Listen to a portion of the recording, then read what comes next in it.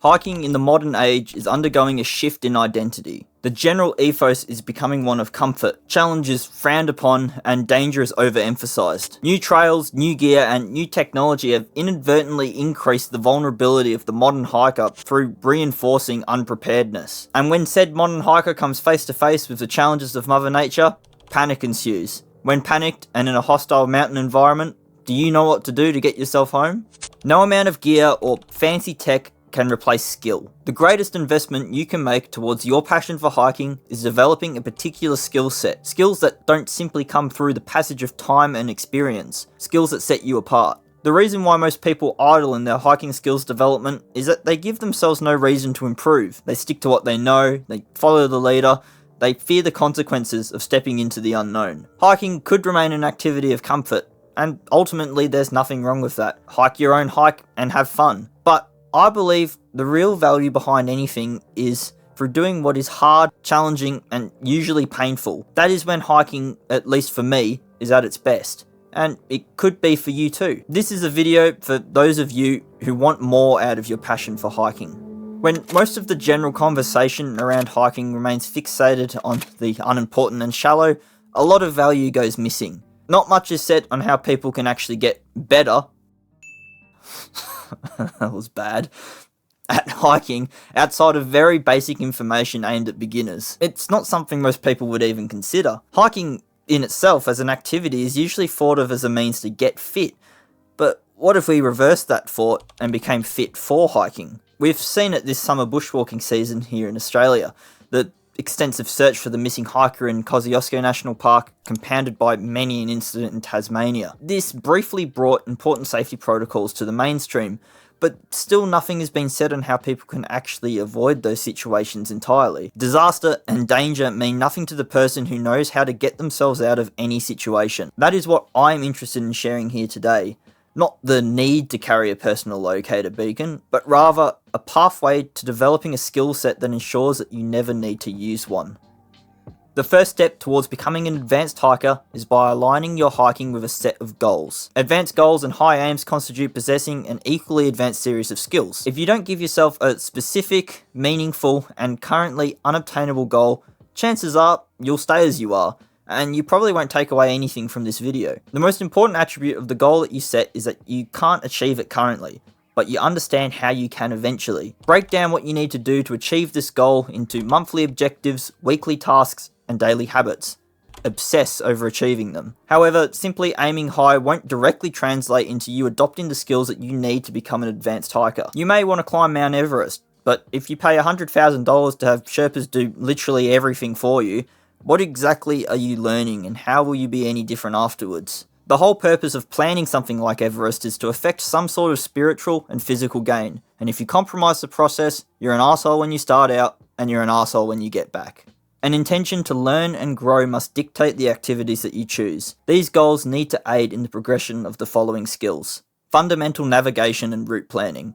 In this age of abundant information and modern hiking apps, anyone with a phone and internet connection can suddenly become a navigational genius. But what happens when the trail is unclear, or you lose reception, your GPS cuts out, or your devices just die? All of these modern tools provide so much power and simplicity that the need to know how to navigate without them is becoming seemingly redundant. This consequently leads to a reliance on one source of information, and when any of the aforementioned scenarios occur, you hear about it on the news. Learning how to read a topographical map is still an essential skill in the modern age and a hallmark of an advanced hiker. It allows you to confidently navigate in any scenario, and it provides you with perspective in regards to your surroundings. This is not a skill that can be substituted by modern tools. This isn't to say that you can't use them altogether, but you certainly should not be relying on them as your only point of reference. Learning to read topographical maps isn't exactly a difficult skill to learn either, and it will definitely pay its dividends in any navigationally challenging scenario. There is an abundance of videos and books that will get you on your way to learning this skill, and I'll have a link to a video in the description that I recommend you start with.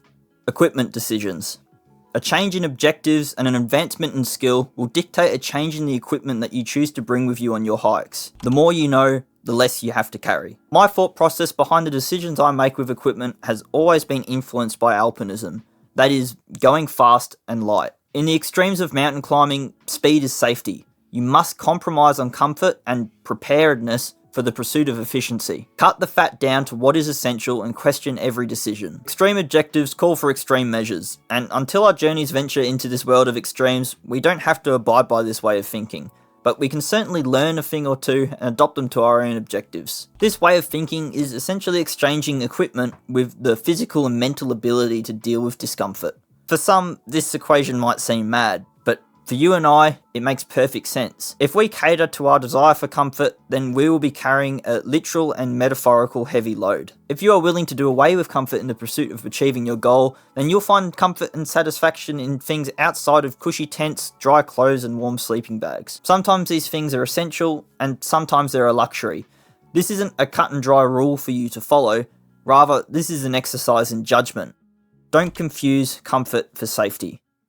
Physical and mental fitness. Hiking, like any sport, requires specific training in order to see any meaningful advancements towards your physical and mental fitness. Recreational hiking alone won't provide you with the consistent stimulus you need if you want to improve. Intentional and specific training is the key to mountain fitness, and an advanced level of fitness is required for any objective beyond the ordinary. This in itself is a skill because fitness is an understanding of your body. When you understand how to introduce a specific training effect, be it strength, muscular or aerobic endurance, in effect, you can begin to mold your body to a specific purpose. Know that compromise doesn't work. Your exercise decisions need to be made with the sole intention of becoming a stronger hiker. Regular weight training, although most people may like it, just won't give you the stimulus that you need. Mountain fitness is a holistic but fine-tuned approach to training, and each aspect cannot be ignored or undertrained. Mental fitness, however, can be acquired fairly simply through a natural progression of intentional hiking. That is, hiking with the intention of facing a fear and existing briefly outside of your comfort zone. Know and keep track of your limit, as you'll want to be frequently choosing hikes that push you just to or outside of your comfort zone. Activities like outdoor rock climbing are invaluable for this, and we'll get to this later, but they're often difficult to start out with. I have a few older videos linked below that'll help you get started with your understanding of mountain fitness, and I also highly recommend the books Uphill Athlete and Training for the New Alpinism, with the former being more suitable to beginners. The ability to move through technical terrain. This comes as an extension to physical and mental fitness. Technical terrain is a key feature of any advanced mountain objective. I would classify this terrain as anything requiring low-grade rock climbing up to about an Australian grade 5, along with massive amounts of exposure. Use of a rope and climbing equipment is not uncommon for this type of terrain, and I would also lump in extreme bush bashing into this category of terrain as well. You need to be able to comfortably and safely move through this kind of technical terrain without the use of rope and climbing equipment ideally, because creating belays on easy terrain takes time, and time is not something you usually have in those environments. There are two extremely important aspects of learning how to move through technical terrain. That is, your physical climbing ability and your mental ability to deal with exposure. You might be able to pump out high grades in an indoor bouldering gym, but do you know how you'll react when you're 100 meters above the ground? Training physical ability is fairly straightforward.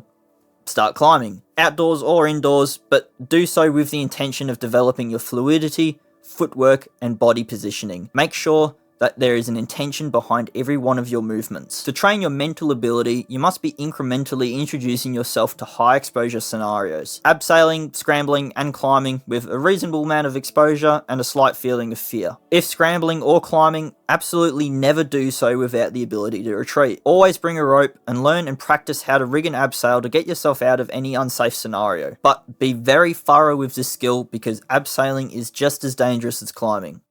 Situational awareness. This is your mountain sense, as I like to call it. Your judgment when posed with unique situations and the ever-changing problems that arise in a mountain environment. You may face adverse weather conditions, dense vegetation, flooded river crossings, or dangerous terrain, just to name a few. Will your judgment safely guide you through each of these potential scenarios? Firstly, being able to identify these situations is of utmost importance, because if any of these scenarios are too dangerous or too far outside of your ability, then you can simply avoid them. Experience becomes important when you don't have the ability to avoid these situations, as you will need to have a very clear understanding of your margin of safety. That is, how far you are willing to go before you deem the situation as unsafe. This is entirely up to your ability. Don't confuse carelessness with ability either, as you always need to be able to get yourself out of any situation that you go into. By not being in tune with your mountain sense, you won't know when you've gone too far.